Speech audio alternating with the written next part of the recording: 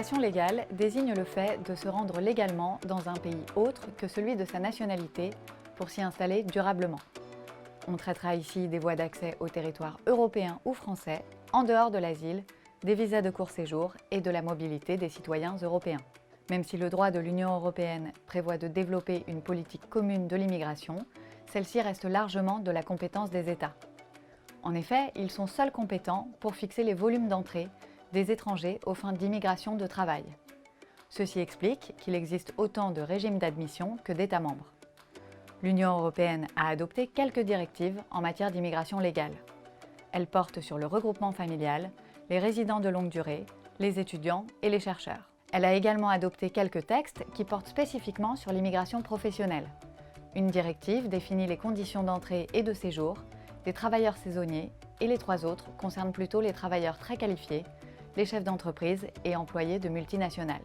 Globalement, l'entrée et le séjour des travailleurs qui ne sont pas hautement qualifiés sont organisés par les États. En France, l'immigration légale prend principalement 3 formes. La première forme est l'admission pour motif familial, près de 89 000 titres de séjour en 2019.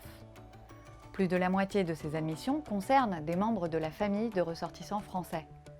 Elle comprend aussi le regroupement familial qui permet à un étranger non européen détenant un titre de séjour de faire venir son conjoint et ses enfants. La deuxième voie d'immigration légale, la plus importante en France, est la délivrance de titres de séjour pour étudiants étrangers, plus de 90 000 en 2019. Souhaitant favoriser l'immigration de travail, le gouvernement a créé en 2016 un passeport talent pour favoriser la venue en France d'étrangers à fort potentiel, comme les jeunes diplômés salariés, les créateurs d'entreprises et de start-up, les investisseurs économiques, les artistes-interprètes, etc. Pourtant, l'immigration économique reste très minoritaire, puisqu'elle a concerné moins de 40 000 personnes en 2019. En conclusion, et au-delà de l'asile, les voies de migration légale concernent principalement l'immigration familiale, étudiante et professionnelle.